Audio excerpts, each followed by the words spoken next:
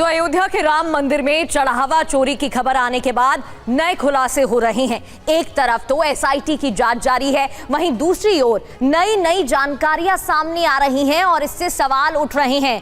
पहले चढ़ावे की रकम चोरी की बात सामने आई, अब पर्दाफाश हुआ है कि श्रद्धालुओं के दान किए गए सोने का सही हिसाब ही नहीं रखा। जी हां, सोचिए कितनी बड़ी बात है, कितने बड़े आरोप हैं। श्रद्धालुओं के दिए सोने भी गायब कर दिए गए। मामला सिर्फ पैसे की चोरी का नहीं है, बल्कि भक्तों की श्रद्धा के साथ भी बड़ा धोखा हुआ है, खिलवाड़ हुआ है। भगवान को चढ़ाया गया करोड़ों का सोना अगर गायब हो जाता है तो यह कितना बड़ा घोटाला है। बड़ी खबर आपको बता दें, अयोध्या में चढ़ावा चोरी पर बड़ा पर्दाफाश हुआ है। पैसों की चोरी के बाद सोना घोटाला, अब इसका आरोप लग रहा है श्रद्धालुओं के चढ़ाए सोने में घोटाला कर दिया गया। दान में आए सोने चांदी का कोई हिसाब नहीं मिल रहा है। दान में मिले सोने को लेकर घोटाले की खबरों के बाद एसआईटी जांच जारी है। तो ये बड़ी खबर सामने आ रही है, मंदिर में जो सोना चांदी चढ़ाया गया उसका कोई हिसाब किताब नहीं मिल रहा है। पैसों की चोरी से बात अब आगे बढ़ती हुई नजर आ रही है। सोना घोटाला क्या वाकई हो गया? एसआईटी फिलहाल इस मामले की जांच कर रही है। सवाल कई हैं। राम मंदिर में करोड़ों का सोना घोटाला, पर्दाफाश क्या हुआ है? रामलला पर चढ़ाया गया सोना चुराया गया। चढ़ावे के सोने को लेकर विशेष व्यवस्था नहीं और श्रद्धालु अक्सर दान पेटी में सोना डाल देते थे। कोई इसकी विशेष प्रोसीजर नहीं था। कभी चढ़ावे के लिए पुजारियों को सोना देते थे तो पुजारी चढ़ावे का सोना बैंक कर्मियों को दे देते हैं। कुछ लोगों ने चंपत राय को भी सोना दिया। मतलब कोई सिस्टम बनाया नहीं गया था, पूरी तरह से अव्यवस्था थी। चंपत राय को भी जो सोना चांदी चढ़ाया गया वो भी कुछ लोगों ने दे दिया। चंपत राय ने चढ़ावे का सोना टिन्नू यादव को दे दिया। टिन्नू पर चढ़ावे का सोना बैंक में जमा करने का जिम्मा था। कितना सोना मिला, कितना जमा हुआ, कितना बैंक में जमा किया गया या कितना और कहां गया, इसका कोई लेखा जोखा था ही नहीं। टिन्नू यादव के घर से नकदी के साथ साथ सोना भी बरामद हुआ है। अगर सारा सोना जमा किया गया तो टिन्नू के घर से सोना कैसे बरामद हुआ, यह भी अपने आप में एक बड़ा सवाल है। अभिजीत ठाकुर हमारे संवाददाता इस वक्त हमारे साथ जुड़ चुके हैं। अभिजीत, ये तो बड़ी चौंकाने वाली बात है मेरे लिए, आपके लिए, देश और दुनिया में मौजूद करोड़ों राम भक्तों के लिए कि जो सोना चढ़ाया जा रहा है उसका कोई हिसाब किताब ही नहीं रखा गया। मतलब कितना सोना आया, कितना सोना बैंक में जमा किया गया, कितना सोना किसने अपने पास रख लिया, इसका कोई हिसाब ही नहीं है।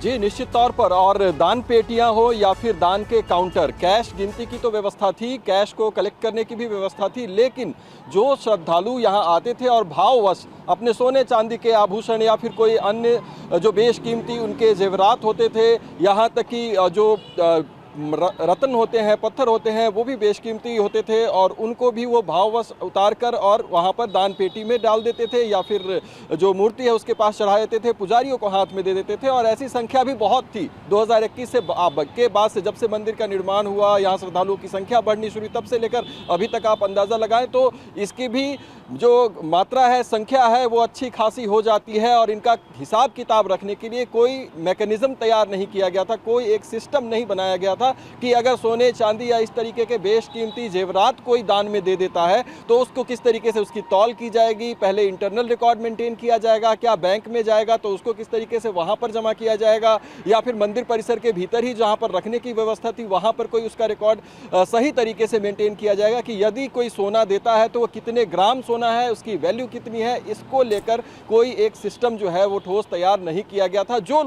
जो लोग काउंटर पर कैश लेने में या फिर काउंटर पर के कैश को ले जाने में इन्वॉल्व किए गए थे, वही कभी सोने को भी डाल देते थे। चंपत राय से जो लोग मिलने के लिए आते थे श्रद्धालुओं में, वो भी अपनी तरफ से जो दान में देना चाहते थे वो उनके सामने रखकर चले जाते थे। तो ऐसे कई हाथों में चीज़ें जा रही थी और जहां पर ज़्यादा लोगों के पास चीज़ें जाती हैं, यानी कई लेयर से होकर चीज़ें जाती हैं, वहां पर सबसे ज़्यादा गड़बड़ियां होने की संभावना रहती है। और मंदिर परिसर के भीतर ट्रस्ट ने जो सिस्टम तैयार किया था उसमें कहीं ना कहीं ये एक खामी के रूप में देखी जा रही है। यही कारण है कि पैसों की संख्या से ज़्यादा सोने की वैल्यू, यानी कि सोने की जो वैल्यू है उसको कई करोड़ों में आंका जा रहा है। और ये तमाम सोना जो है वो कुछ तो बैंक में जमा भी हुआ, मंदिर परिसर में जहाँ व्यवस्था थी वहाँ भी रखा गया, लेकिन उसके अलावा तीसरी जगह पर भी निकला। और वो तीसरी जगह पर निकल कर कहाँ कहाँ बटा, ये सबसे बड़ा सवाल है। संदेहों के घेरे में जो लोग हैं उनसे अब इसके बारे में भी पूछताछ की जा रही है। लेकिन सबसे हैरानी की बात यह है कि उसको ट्रेस करने के लिए जो पुख्ता जो अभी तक सबूत जुटाने की कोशिश हो रहा है वो नहीं हो पा रही है अभी तक। जी बिल्कुल सही बात है अभिजीत, बहुत बहुत शुक्रिया। बहुत चौंकाने वाली रिपोर्ट, बहुत चौंकाने वाली खबर आपने दी है। और निश्चित तौर पर अव्यवस्था का आलम देखिए, कोई हिसाब किताब है ही नहीं। तो अब ट्रेस करने की अगर कोशिश की जाएगी कि अगर सोना गायब हुआ है तो गया कहां, तो वो पता कैसे चलेगा, मिलेगा कैसे गायब हुआ सोना, यह भी अपने आप में एक बड़ा सवाल नजर आता है। शुक्रिया अभिजीत आपका। तो राम मंदिर में चढ़ावा चोरी को लेकर कैसे सियासी घमासान मचा हुआ है, आपको एक रिपोर्ट दिखाते हैं।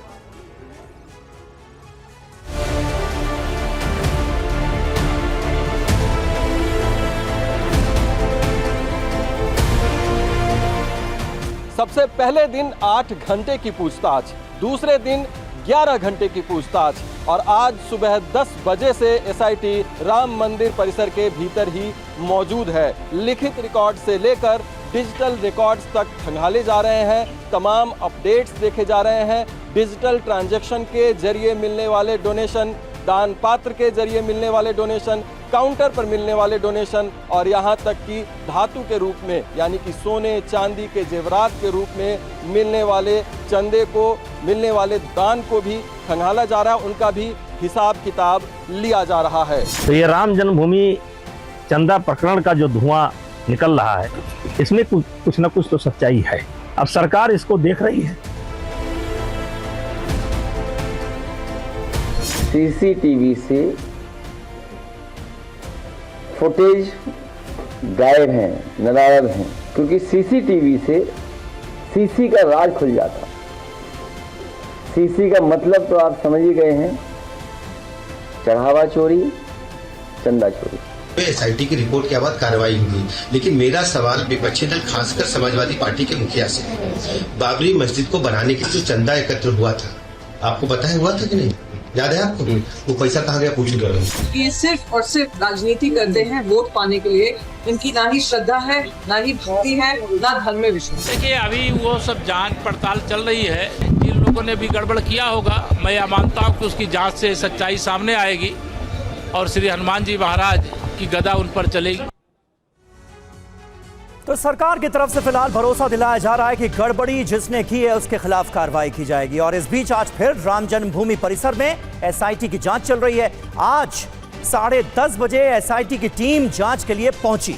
कल रात 12 बजे तक परिसर में ही मौजूद थी एसआईटी की टीम, यानी जांच लगातार चल रही, पूछताछ लोगों से लगातार की जा रही। और आज एक बार फिर राम जन्मभूमि परिसर में एसआईटी की टीम जांच के लिए पहुंची। और वहीं चंपत राय के करीबी टिन्नू यादव के घर पहुंचा TV9 भारतवर्ष। टिन्नू यादव ने अपने घर को हॉस्टल में बदला। 2 मंजिला मकान में करीब 50 कमरे बनाए। हॉस्टल में बच्चों के रहने की व्यवस्था की गई।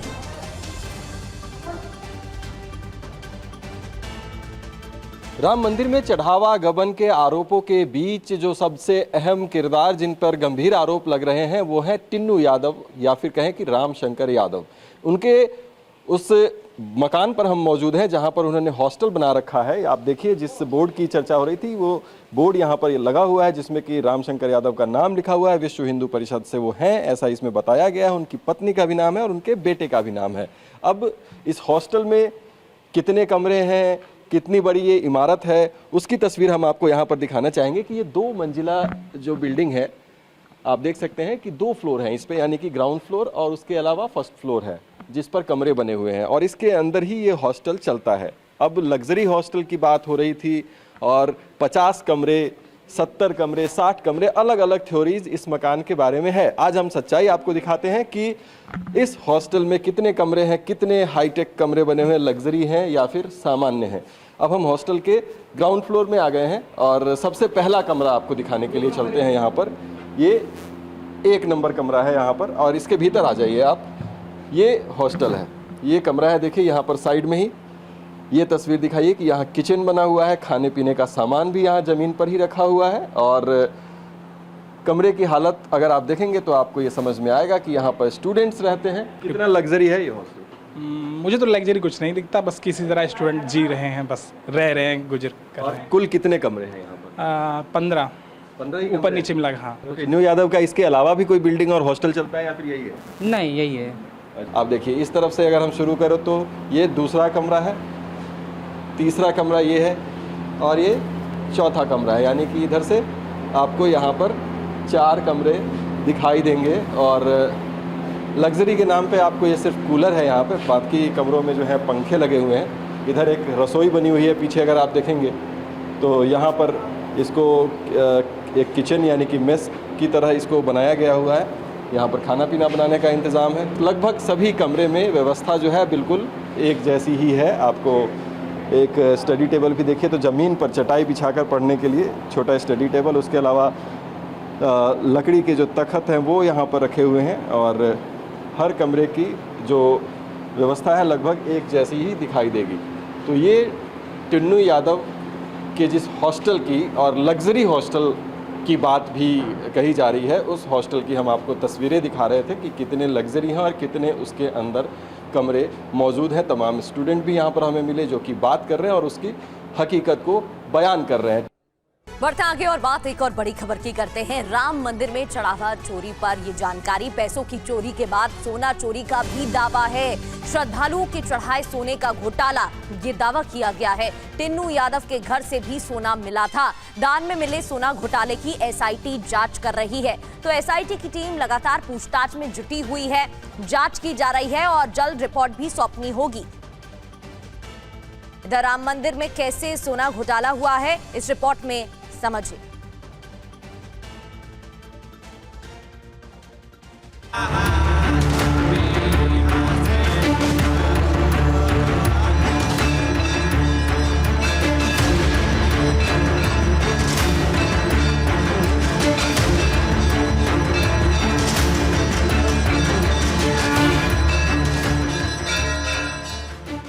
चढ़ावे का सोना भी चुरा ले गए। अयोध्या के राम मंदिर में घोटाला सिर्फ चढ़ाए जाने वाले रुपयों का नहीं है, इससे कहीं ज्यादा बड़ा है। घोटाला सोने का है, वो भी करोड़ों का सोना घोटाला। वो सोना जिसे श्रद्धालु रामलला पर चढ़ाते थे, उस सोने को चुरा लिया गया है।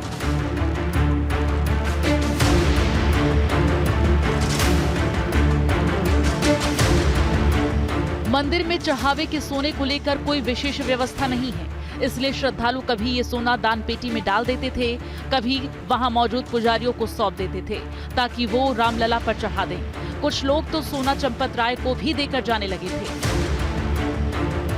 अब खबर आ रही है कि चढ़ावे के सोने में भी घपला हुआ है। एसआईटी इसकी जांच कर रही है। राम मंदिर में सोने का घपला ना हो, इसलिए कुछ महीने पहले भारत सरकार ने वित्त मंत्रालय और security printing and minting corporation of India limited के बीच करार हुआ। करार में तय हुआ कि राम मंदिर में मिंटिंग कॉरपोरेशन का एक काउंटर बनेगा। जिन श्रद्धालुओं को सोना या सोने के गहने दान करने होंगे वो मिंटिंग कॉरपोरेशन के काउंटर पर दे देंगे और बदले में उन्हें रसीद मिल जाएगी। लेकिन अयोध्या में राम मंदिर का काम संभाल रहे लोगों ने मिंटिंग कॉरपोरेशन के अफसरों को भगा दिया। देश के कई बड़े मंदिरों में दान में चढ़ाए जाने वाले सोने की गणना के लिए यही व्यवस्था कायम है, लेकिन वित्त मंत्रालय और मिंटिंग कॉरपोरेशन के बीच करार के बाद भी अयोध्या के राम मंदिर में ये व्यवस्था लागू नहीं हो पाई। Security printing and minting corporation of India limited वित्त मंत्रालय के अधीन काम करती है। इसका काम भारतीय मुद्रा छापना और सिक्कों का निर्माण करना है। इसके साथ ही ये संस्था डाक टिकट, गैर न्यायिक स्टाम्प पेपर जैसे उच्च सुरक्षा वाले दस्तावेज भी छापती है। दान में जो सोना राम मंदिर में चढ़ाया जाता, उसी सोने से धार्मिक सिक्कों का निर्माण करने की योजना थी, जिसे रामलला के भक्त खरीद सकते थे। लेकिन रामलला पर चढ़ाए जाने वाले सोने का सही हिसाब किताब नहीं है। भक्त या तो सोना दान पात्र में डालते थे या मूर्ति पर चढ़ाते थे।